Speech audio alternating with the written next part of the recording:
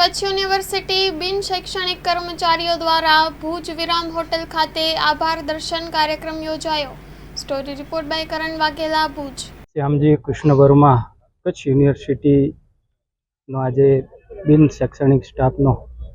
આજે અહીંયા એક કાર્યક્રમ યોજાયો હતો। એમની ઘણા સમયથી માંગ હતી કે પગાર વધારો થાય અને મને કહેતા આનંદ થાય છે કે 51 કરતાં વધારે આવા સ્ટાફના મિત્રોનો આજે યુનિવર્સિટીના માધ્યમથી આજે પગાર વધારો મળ્યો છે, એનું એરિયસ મળ્યું છે અને સાચા અર્થમાં એમના હકો હતા, એમની માંગ હતી એ સંતોષવામાં આવી છે। અમારા યુનિવર્સિટીના સૌ આગેવાનશ્રીઓ સાથે અમારા બધા જ અન્ય સૌ આગેવાનશ્રીઓ આદરણીય શ્રી હિંમતસિંહજી વસણ પણ ઉપસ્થિત રહ્યા હતા, દેવજીભાઈ વરચંદ પણ ઉપસ્થિત રહ્યા હતા, પીસી સાહેબ પટેલ સાહેબ પણ ઉપસ્થિત રહ્યા હતા, આદરણીય શ્રી રવજીભાઈ રજિસ્ટ્રાર સાહેબ અને વિશેષ આમાં યોગદાન છે એવા અમારા કિરણભાઈ અને રામભાઈ, અન્ય બધા પણ અમારા મેમ્બરો કાંતાબેન હોય, કેસરાભાઈ હોય, અક્ષયભાઈ હોય, મનોજભાઈ હોય, રાજેન્દ્રસિંહજી હોય, બધાનો ખૂબ જ પોઝિટિવ સહયોગ મળ્યો અને જેનું પરિણામ આજે આપણે લાવ્યા અને આનંદનો અવસર હતો। ત્યારે સૌ જેટલા પણ આપણા બેન શૈક્ષણિક સ્ટાફના ભાઈઓ બહેનો મિત્રો છે એમને આજે ધન્યવાદ માન્યો હતો, આભાર માન્યો હતો અને આગામી સમયમાં અહીંયા અટકતું નથી। હજી પણ જે એમની કાયમી માટેની માંગ છે રાજ્ય સરકારની અંદર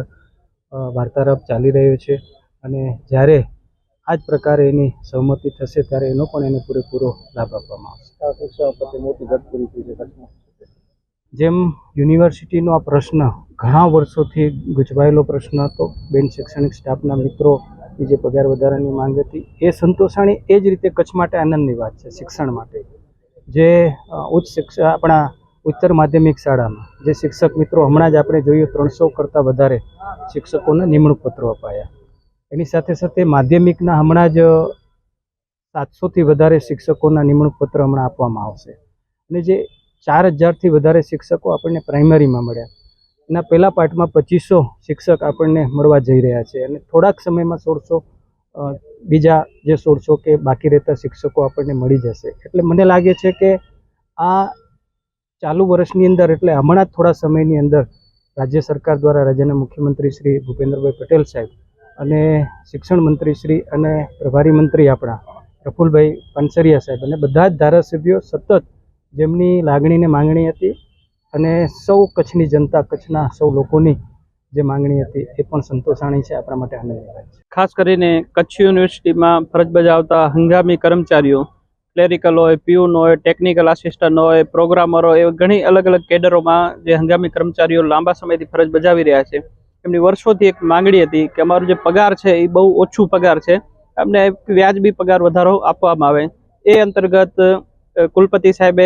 એક બોર્ડ ઓફ મેનેજમેન્ટની એક કમિટી બનાવી, તેમાં હું હતો, સાથે કિરણભાઈ આહિર, મનોજભાઈ સોલંકી, અનિમેશભાઈ મોદી, એમ 4 જણાની જે કમિટી બનાવી અને કમિટીએ આખા પગાર બાબતનું ખૂબ જ ઝીણવટપૂર્વક અભ્યાસ કરી અને એમને કેટલો મેક્સિમમ પગાર આપી શકીએ આપવાનો એક અભિપ્રાય યુનિવર્સિટીના બોર્ડ ઓફ મેનેજમેન્ટને આપ્યો અને એ અભિપ્રાયને માન્ય રાખી યુનિવર્સિટી દ્વારા તમામ કર્મચારીઓ જે હંગામી ધોરણે ફરજ બજાવે છે એમને એક વ્યવહારિક પગાર મળે, જેમના કારણે એમનો પરિવાર, એમનો જીવન ધોરણ, એમને જે કાંઈ પ્રાથમિક જરૂરિયાતો છે એ યોગ્ય રીતે સંતોષાય એના માટે એક ઐતિહાસિક પગાર વધારો આપવામાં આવ્યો। સાથોસાથ આ પગાર વધારો 1/1/2025થી અસ્તિત્વમાં તારીખ નક્કી કરવામાં આવી, જેના કારણે 6 મહિનાનો એમને એરિયસ મળશે, એટલે કુલ 39 લાખ રૂપિયા આપણે એરિયસ ચૂકવવાના છીએ અને દર મહિને 6,50,000 જેટલો એક પગાર વધારો તમામ કર્મચારીઓના ભાગે આવે છે। એટલે કોઈનો 10,000થી કરીને 20-22,000 રૂપિયા સુધી પર મહિને, પ્યુનથી કરી ક્લાર્ક, પ્રોગ્રામર, એમ દરેક કેડરમાં 10થી કરીને 20-22-25,000 સુધીનો દર મહિને પગાર વધારો એ એમને લાગુ પડે છે। આ પગાર વધારો ગઈકાલે અસ્તિત્વમાં આવી ગયો, એમના ખાતામાં નવો પગાર પણ આવી ગયો, એટલે એક ખુશીનો પ્રસંગ હતો, જેના કારણે તમામ જે કંઈ કર્મચારીઓ હતા કે જે લોકો આ પ્રક્રિયામાં હતા એ તમામ આગેવાનો, માન્ય વિનોદભાઈ, દેવજીભાઈ, એટલે તમામ જે કાંઈ ચૂંટાયેલા પ્રતિનિધિઓ, લોકપ્રતિનિધિઓને, સામાજિક આગેવાનોનો એક આભાર દર્શનનો આ કાર્યક્રમ હતું કે ભાઈ જે કાંઈ વર્ષોની માંગણી હતી એને એક વ્યવહારિક સ્વરૂપ આપી અને એક અંતિમ સ્વરૂપ આપવામાં આવ્યું, તે માટેનું આજનું આ કાર્યક્રમ હતું।